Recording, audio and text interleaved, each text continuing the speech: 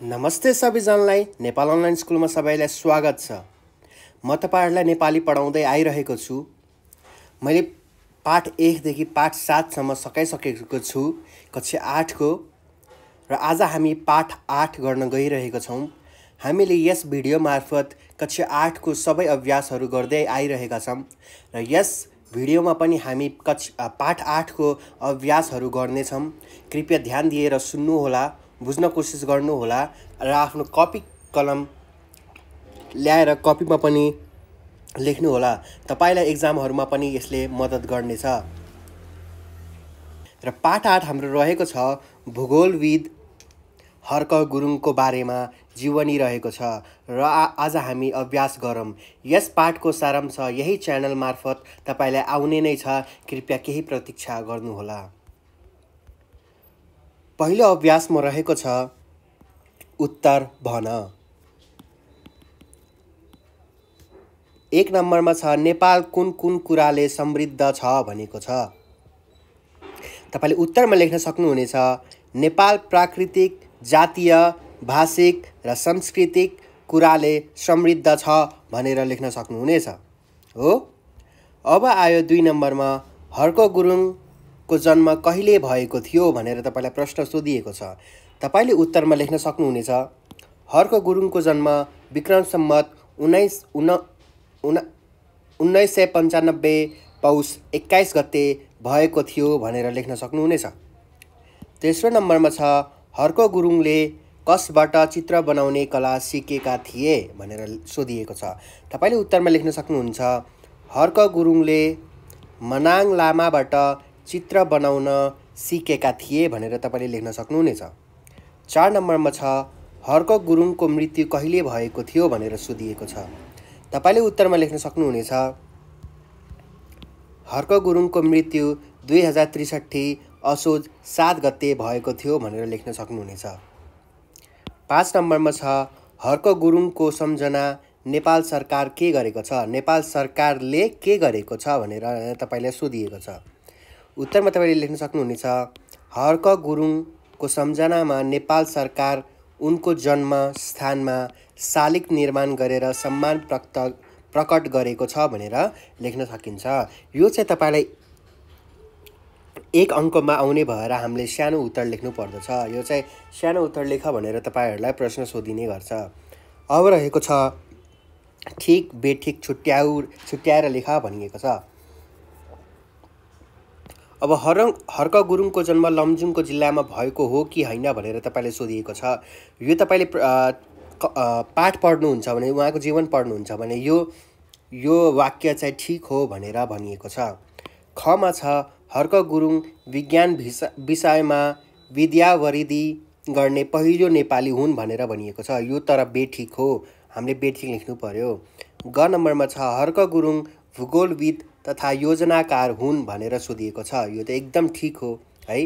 हामीले भूगोलविद हर्क गुरुङ भनेरै चिनेका छौं, त्यसैले यो वाक्य तपाईको ठीक हुन जान्छ। घ नम्बरमा छ हर्क गुरुङ विदेशी ऋण लिएर भए पनि देशको विकास गर्न सकिन्छ भन्ने विचार राख्थे। यो चाहिँ बेठिक हो। ग नम्बरमा छ हर्क गुरुङले धेरै किताब लेखेका छन् भनेर भनिएको छ। यो चाहिँ तपाईलाई ठीक हो। र अर्को अभ्यासमा रहेको छ पाठको चौथो अनुच्छेद शिक्षकबाट सुन र तलको प्रश्नको उत्तर भन। तपाईहरुले त टिचरले भन्नु भएकै होला। अब हामी अभ्यास गर्नतिर जाऊँ। हर्क गुरुङ कुन कुन काममा रुचि राख्थे। अब हर्क गुरुङलाई केमा रुचि थियो भनेर तपाईले सोधिएको छ। तपाईले उत्तरमा लेख्न सक्नुहुनेछ हर्क गुरुङ खेल खेल्ने, चित्र कोर्ने र हिमाल चढ्ने काममा रुचि राख्थे भनेर लेख्न सकिन्छ। 2 नम्बरमा छ हर्क गुरुङलाई कुन खेल असाध्यै मन पर्थ्यो भनेर भनिएको छ। उत्तरमा तपाईले लेख्न सक्नुहुनेछ हर्क गुरुङलाई फुटबल खेल असाध्यै मन पर्थ्यो भनेर तपाईले लेख्न सक्नुहुनेछ। 3 नम्बरमा राष्ट्रव्यापी चित्रकला प्रतियोगिता कहिले भएको थियो भनेर तपाईलाई सोधिएको छ। तपाईले उत्तरको रूपमा लेख्न सक्नुहुनेछ राष्ट्रव्यापी चित्रकला प्रतियोगिता विक्रम सम्वत 2013 मा भएको थियो भनेर तपाईले लेख्न सक्नुहुनेछ। 4 नम्बरमा छ हर्क गुरुङले कोरेको कुन चित्र सर्वोच्च सर्वोत्कृष्ट ठहर्यो भनेर सोधिएको छ। तपाईँले उत्तरमा लेख्न सक्नुहुनेछ हर्क गुरुङले कोरेको मुनाल र डाफेभित्र उत्कृष्ट ठहर्यो भनेर लेख्न सकिन्छ। उत्कृष्ट भनेको सबैभन्दा राम्रो, अरूभन्दा डिफ्रेन्ट, धेरै राम्रो। 5 नम्बरमा छ हर्क गुरुङ कस्ता चित्रहरू बनाउँथे। तपाईँले उत्तरमा लेख्न सक्नुहुनेछ हर्क गुरुङ असाध्यै सुन्दर चित्रहरू बनाउँथे भनेर लेख्न सकिन्छ। 6 नम्बरमा छ सर्वोत्कृष्ट शब्दको अर्थ के हो। उत्तरमा लेख्न सक्नुहुनेछ सर्वोत्कृष्ट शब्दको अर्थ सबैभन्दा राम्रो, सर्वोत्तम हो। मैले भनिहालेँ सबैभन्दा राम्रो भनेकै सर्वोत्कृष्ट हो। अब रह्यो तपाईँलाई सोधेको छ पाठको 7औं अनुच्छेद राम्ररी पढेर 4वटा मुख्य बुँदा टिप र 1/3 सारांश लेख भनेको छ। 1/3 तपाईँलाई सारांश लेख भनिएको छ। तपाईँले पाठमा आफ्नो हेर्न सक्नुहुनेछ। मैले तपाईँको यही 7औं अनुच्छेद पाठकोबाट ल्याएको हुँ। पहिलो रहेको छ हर्क गुरुङले कहिल्यै व्यक्तिगत स्वार्थमान लागि अध्ययन र अनुसन्धानमा लागेर काम गरे भनेर लेख्न सकिन्छ। दोस्रोमा उनले राष्ट्रको उन्नति र प्रगतिका लागि निर्भीकता र स्पष्टताका साथ काम गरे भनेर लेख्न सकिन्छ। थर्डमा छ योजनाकार रूपमा चिनिएका गुरुङले योजना आयोगको उपाध्यक्षको पदमा रहँदा देशलाई कसरी विकसित गराउन सकिन्छ भनी महत्त्वपूर्ण विचार प्रस्तुत गरे भनेर लेख्न सकिन्छ। महत्त्वपूर्ण विचार प्रस्तुत गरे। र चौथो नम्बरमा छ उनले शिक्षा, स्वास्थ्य जस्ता क्षेत्रमा पुर्याएको योगदानले आज पनि ऊर्जा थपिरहेको छ भनेर लेख्न सकिन्छ। र अर्कोमा आयो तपाईँलाई तलको प्रश्नको उत्तर लेख। अब चाहिँ हामीले जुन अभ्यास गर्न गइरहेका छौँ तपाईँले यसै प्रश्न उत्तरबाट सारांश पनि निकाल्न सक्नुहुनेछ। त्यसैले यो प्रश्न उत्तरहरू तपाईँले आफ्नो कपीमा लेख्नुहोस्। कपीमा लेखिसकेपछि जति मार्क्सको आउँछ एक्जाममा 5 अथवा 10 मार्क्सको अथवा 8 मार्क्सको तपाईँले त्यसै अनुसार उत्तरहरू तयार पार्नुहोस् र एक्जामको लागि रेडी हुनुहोस् है। मैले भनिरहेको छु एक्जामको लागि रेडी हुनुहोस्। तपाईँले अहिले नोट बनाउनुहुन्छ भने तपाईँलाई एक्जाममा धेरै हेल्प हुन्छ। त्यसैले म भन्दै जान्छु तपाईँहरू स्क्रिनसट लिनुहोस्, फेरि आफै लेख्नुहोस्, आफ्नो भाषामा लेख्न प्रयास गर्नुहोस्। त्यसपछि 5 मार्क्समा कसरी लेख्ने, 10 मार्क्समा कसरी लेख्ने र 8 मार्क्समा कसरी लेख्ने भनेर एनालाइज गर्नुहोस् र लेख्नुहोस् है। पहिलो नम्बरमा छ हर्क गुरुङको बाल्यकाल कसरी बित्यो भनेर सोधिएको छ। उत्तरमा लेख्न सक्नुहुनेछ विक्रम सम्वत 1995 पुस 21 गतेको दिन लमजुङमा जन्मेका हर्क गुरुङ सानैदेखि गम्भीर, चिन्तनशील एवं सरल र मिलनसार प्रकृतिका थिए। 9 वर्षको उमेरसम्म आफ्नै गाउँका लेक बेसी, खेतबारी र पाखा पखेरामा रमाउँदै उनको बाल्यकाल बितेको पाइन्छ। 9 वर्षको उमेरपछि काठमाडौँ आएका थिए। त्यसपछि उनले काठमाडौँको दरबार हाई स्कुलमा अध्ययन गरे। त्यसपछि उनी आफ्नो पितासँग भारतको देहरादून पुगे र गोर्खाली पल्टनको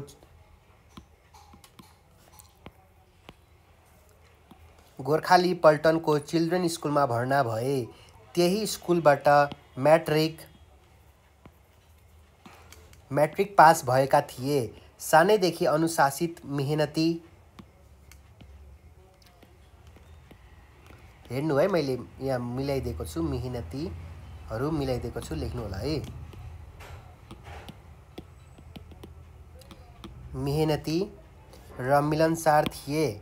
आफ्ना गाउँघरका वनपाखा, नागबेली परेका पहाडसँग रमाउने गुरुङको बाल्यकाल सुखद वातावरणमा बित्यो भनेर तपाईँले लेख्न सक्नुहुनेछ। र हाम्रो 2 नम्बरमा रहेको छ हर्क गुरुङलाई के गर्ने अभिलाषा थियो। उत्तरमा तपाईँले लेख्न सक्नुहुनेछ सानैदेखि मिलनसार, मेहनती, इमान्दार, लगनशील साथै सबैका प्रिय थिए। उनी सानैदेखि प्रकृतिसँगै एकदमै रमाउने गर्थे। पहाडी खोल्सा, चराहरूको आवाज, वनपाखासँग मोहित हुने गर्थे। मोहित हुने गर्थे भनेर लेख्न सक्नुहुनेछ। वातावरणप्रति आकर्षित हुने गुरुङ अध्ययन गर्ने मूल क्षेत्र नै भूगोल बन्यो। उसले भूगोल विषयमा विद्यावरिधि समेत गरेका थिए। त्यसैले बाल्यकालदेखि नै भूगोल विषयको अध्ययन गरे र देशको भूगोलको नक्सा कोर्ने अभिलाषा आयो भनेर लेख्न सक्नुहुनेछ। थर्ड नम्बरमा छ, हर्क गुरुङलाई किन बहुमुखी प्रतिभाको धनी व्यक्ति मानिन्छ? उत्तरको रूपमा हर्क गुरुङ नेपाली धरतीमा उदाएको एक विशिष्ट प्रतिभा थिए। उनी खेल खेल्ने, चित्र कोर्ने र हिमाल चढ्ने कुरामा रुचि राख्थे। उनले चित्र कोर्ने कला मनाङ्गे लामाबाट सिकेका गुरुङले अति नै राम्रो चित्र कोर्थे। विक्रम सम्वत 2013मा राष्ट्रव्यापी चित्रकला प्रतियोगितामा उनले कोरेको डाफे र मुनालको चित्र सर्वोत्कृष्ट भएको थियो।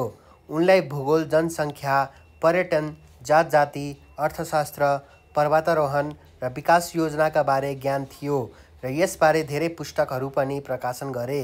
त्यसैले धेरै ज्ञान र प्रतिभा भएका कारण उनलाई बहुमुखी प्रतिभाका धनी व्यक्ति मानिन्छ। अब एउटा मान्छेले धेरै राम्रो कामहरू गर्न सक्छ भने त्यो मान्छेलाई ट्यालेन्ट अथवा बहुमुखी प्रतिभा भएको मानिन्छ। त्यसै गरी हामीले पनि पढ्दै गर्दा विभिन्न कामहरू सिक्न सकिन्छ। जस्तै खेलमा राम्रो हुने, चित्र कोर्ने, गायन गर्ने, सङ्गीत गाउने, गीत गाउने, नाच्ने जस्ता क्रियाकलापहरू हामीले अहिलेदेखि सिक्यौँ भने हामीलाई फ्युचरमा रमाउन र देशको नाम उच्च गर्न पनि यसले धेरै नै हेल्प गर्छ र तपाईँ एक बहुमुखी प्रतिभा मानव बन्न सक्नुहुनेछ। 4 नम्बरमा छ, हर्क गुरुङले नेपाली भाषा, जात जाति र देशको विकासका लागि के कस्ताहरू विचारहरू अगाडि सारे भनेर भनिएको छ। उत्तरमा तपाईँले लेख्न सक्नुहुनेछ, हर्क गुरुङले नेपाली भाषा, जात जाति र देशको विकासका लागि ज्यादै महत्त्वपूर्ण विचार अघि सारेका पाइन्छ। उनले नेपाली भाषाको उत्थान र प्रगतिका लागि योजनाबद्ध रूपमा अगाडि बढाउनु पर्छ भन्ने विचार प्रस्तुत गरे। नेपाली जातिको विकास गर्न भौगोलिक र प्राकृतिक दृष्टिले सम्पन्न नेपालको प्राकृतिक वस्तुहरू बिक्री गर्नु आवश्यक छ भनी आफ्नो विचार अघि सारे। नेपालको हिमाल, पहाड, तराईका जङ्गलहरूमा बहुमूल्य जडीबुटीहरू पाइने र तिनीहरूको राम्रोसँग सङ्कलन गरी बिक्री वितरण गरी देशको अर्थतन्त्र मजबुत बनाउन सकिने कुरा अघि बढाए। दुर्गम क्षेत्रको विकास गरेर मात्र सुगम क्षेत्रको विकास सम्भव हुन्छ मान्यता गुरुङले राखेका छन्। नेपालका जनजातिको उत्थानका लागि आवाज उठाउने विशिष्ट व्यक्ति हुन् गुरुङ। उनले देश विकासका लागि इमान्दारी भएर काम गरे मात्र देश र जनताको प्रगति हुन्छ भन्ने विचार राखेका छन्। साथै जातीय विकास गर्नलाई सबै एक हुनुपर्छ भनेर राम्रो विचार प्रस्तुत गरेका छन्।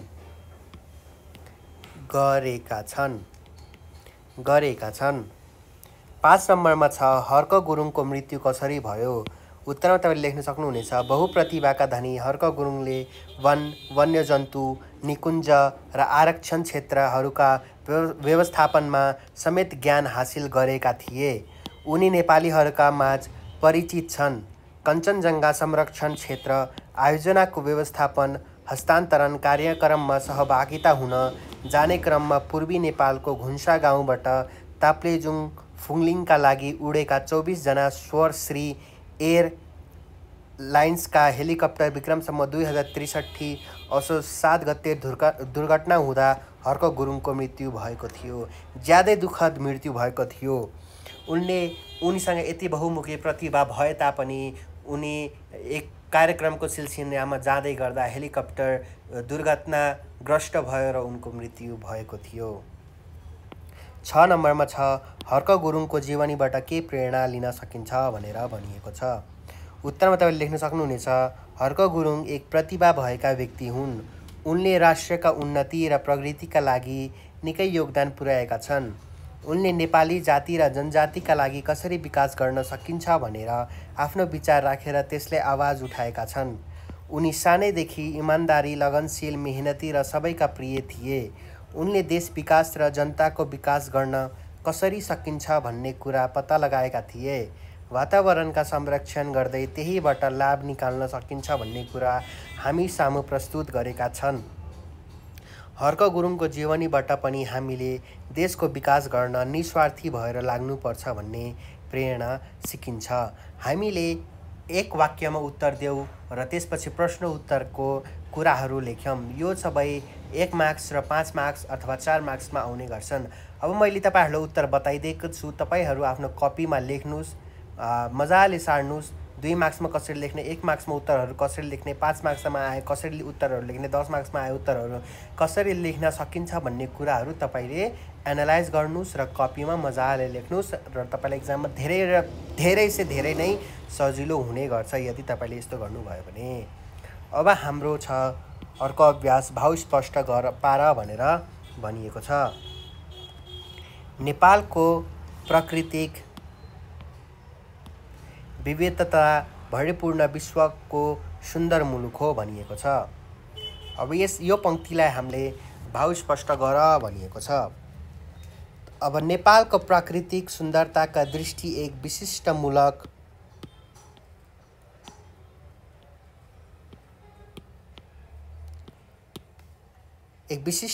हो। यहाँ प्रकृतिका अनुपम वस्तुहरू जताततै पाइन्छ। तराईको उर्वर भूमि र वन जङ्गल, पहाडका खोला नाला र झरना, छाँगा छारा हिमाली भेगको सुन्दरता साँच्चीकै वर्णन गर्न सकिन्न। नेपालका प्राकृतिक विविधताले भरिपूर्ण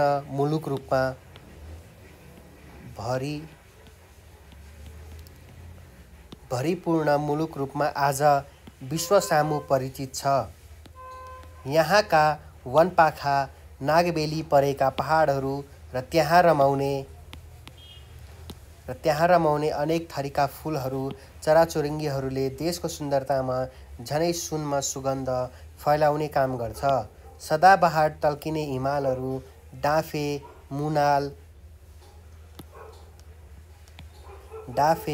मुनाल, विभिन्न जडीबुटीहरूले झनै नेपालको परिचय दिएको छ। अतः नेपाल प्राकृतिक विविधताले भरिपूर्ण मुलुकका रूपमा विश्वासमा चिनिएको छ। हाम्रो नेपाल यसै राम्रो उसै राम्रो। हामी वरिपरि हेर्ने हो भने हाम्रो नेपाललाई पहाड, हिमालले छेकिएको छ। नेपालको सुन्दरता हामीले वर्णन पनि गर्न सक्दैनौँ कि नेपाल यति राम्रो छ। तर पनि यहाँका मानिसहरूले नेपाललाई दुष्ट बनाउँदै गइरहेको छ। त्यसै गरी भूगोलविद हर्क गुरुङ जस्तै हामीले नेपालको हितको लागि केही न केही गर्दै जानुपर्छ र एक समयमा हाम्रो नेपाल पनि फेरि उच्च शिरमा फैलाउने छ भनेर लेख्न सकिन्छ।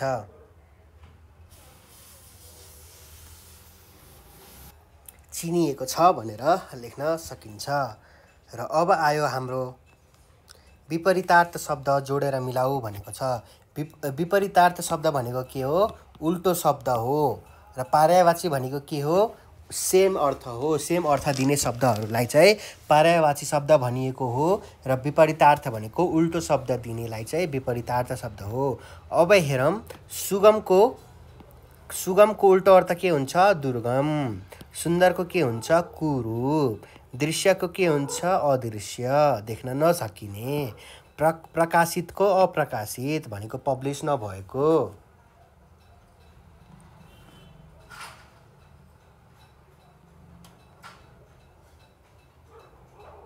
अब छ तलका शब्दहरूको अर्थ लेख भनिएको छ। अब पहिलो छ निकुञ्ज। निकुञ्जमा तपाईँले के लेख्न सक्नुहुनेछ? वन्यजन्तु तथा रुखहरूको सुरक्षाका निम्ति जोगाउने क्षेत्र। अर्थ भनेको निकुञ्जको वन्यजन्तु तथा रुखहरूको सुरक्षाका निम्ति जोगाइने क्षेत्रलाई तपाईँले के भन्नु सक्नुहुनेछ? निकुञ्ज भन्नु सक्नुहुनेछ। अनुकरणीय भनेको नक्कल गर्नु भनेको नाटक गर्नु भनेको चोर्नु। जाजलवामान भनेको प्रतिभाशाली। उपत्यका भनेको पहाडको फेदीको समथर जमिन, चारैतिर पहाडले घेरेको बीचको समथर। जस्तै कि काठमाडौँ पनि तपाईँको उपत्यका हो। काठमाडौँ भनेको भ्याली हो। तपाईँले लेख्न सक्नुहुनेछ। अर्थ स्पष्ट हुने गरी वाक्यमा प्रयोग गर भनिएको छ। पहिलो छ पर्यटन। पर्यटन विकास गर्न सकेमा देशको अर्थतन्त्र मजबुत हुन सक्छ भनेर लेखिएको छ। लगनशीलको वाक्यमा प्रयोग गर्दा के हुन्छ त? सफल हुनुका लागि हामीले सानैदेखि लगनशील हुनुपर्छ भनेर लेख्न सकिन्छ। हस्तान्तरणमा के लेख्न सकिन्छ? हर्क गुरुङले देशको सेवाका लागि जीवन हस्तान्तरण गर्नुभयो भनेर लेख्न सकिन्छ। छात्रवृत्ति छ। मैले विद्यालयबाट जेहेन्दार छात्रवृत्ति पाएको छु भनेर लेख्न सकिन्छ। राष्ट्रिय र अब छ तपाईलाई राष्ट्रव्यापी भए जस्तै तलका शब्दमा व्यापी जोडेर नयाँ शब्द बनाऊ भनेको छ। यो तपाईको अर्को अभ्यास रहेको छ। तपाईले जिल्लामा व्यापी जोड्नु भयो भने जिल्लाव्यापी हुन्छ। क्षेत्रमा व्यापी जोड्नु भयो भने क्षेत्रव्यापी हुन्छ। उपत्यकामा व्यापी जोड्नु भयो भने उपत्यकाव्यापी हुन्छ। सप्ताहमा व्यापी जोड्नु भयो भने सप्ताहव्यापी हुन्छ। र अब आयो बोलाइ र लेखाइ फरक बुझ भनेर भनिएको छ। बोलाइ र लेखाइ। स्कुल, हामीले अब हाम्रो आमा बुवाले स्कुललाई के भन्नुहुन्छ त? स्कुल भन्नुहुन्छ। दृष्टिलाई के भन्नुहुन्छ त? दृष्टि भन्नुहुन्छ। काठमाडौँलाई के भन्नुहुन्छ? काठमाडौँ भन्नुहुन्छ। प्राकृतिकलाई के भन्नुहुन्छ? प्राकृतिक भन्नुहुन्छ। खास प्राकृतिक हो हैन, हामीले प्राकृतिक भन्छौँ। जीवनलाई जीवन भन्नुहुन्छ। हामीले पनि भन्छौँ, हामी सानो हुने बेला त्यसै गरी सिक्दै त आउने त हुने हैन। पाठमा ऋण, उत्रिन्न, नेपाल, निर्विकता जस्ता अण र न वर्णको प्रयोग भएका धेरै शब्दहरू छन्। अण र न को प्रयोग भएका 10 वटा शब्दहरू पाठबाट खोजेर लेख। अब अण भएको प्रयोग भएको शब्दहरू: भरिपूर्ण, दृष्टिकोण, वातावरण, पर्वतारोहण, संरक्षण, हस्तान्तरण, कारण, अनुकरणीय र प्रेरणा भनेर हामीले लेख्न सक्छौँ। र नभएका प्रयोगहरू: महान, उल्लेखनीय, योगदान, उन्नति, चिन्तनशील, लगनशील, अनुशासित, नागबेली, जजालवामान र निकुञ्ज भनेर लेख्न सकिन्छ। यसै गरी हामीले यो पाठ पनि सकेका छौँ। हामीले भूगोलविद हर्क गुरुङको अभ्यासहरू पनि सक्यौँ र यसपछि हामीले पाठ 8 पछि अब हामी पाठ 9 को भिडियो लिएर आउने नै छौँ। हेर्दै गर्नुहोला। नेपाल अनलाइन स्कुलमा कक्षा नर्सरीदेखि मास्टरसम्मका हरेक कोर्स भएका छ। त्यसैले तपाईहरू नेपाल अनलाइन स्कुल युट्युबमा सर्च गरेर तपाईहरूलाई जे पढ्नु मन छ तपाईले त्यही पढ्न सक्नुहुनेछ। हामीले नेपाली नभई कक्षा 8 को सबै नै सब्जेक्टहरू कभर गरेर भिडियो हालिसकेका छौँ। तपाईले हेर्नु भएको छैन भने गएर हेर्नुहोस् र नेपाल अनलाइन स्कुललाई माया गर्नुहोस्। यो नेपालकै लागि हो। हामीले 1 रुपैयाँ पनि भिडियो बनाउनका लागि लिएको छैनौँ। यो हामीबाट भएको सहयोग हो तपाईहरूको लागि। पढ्नुहोस्, सिक्नुहोस्, रमाउनुहोस् र हाँसिरहनुहोस्। Thank you everyone.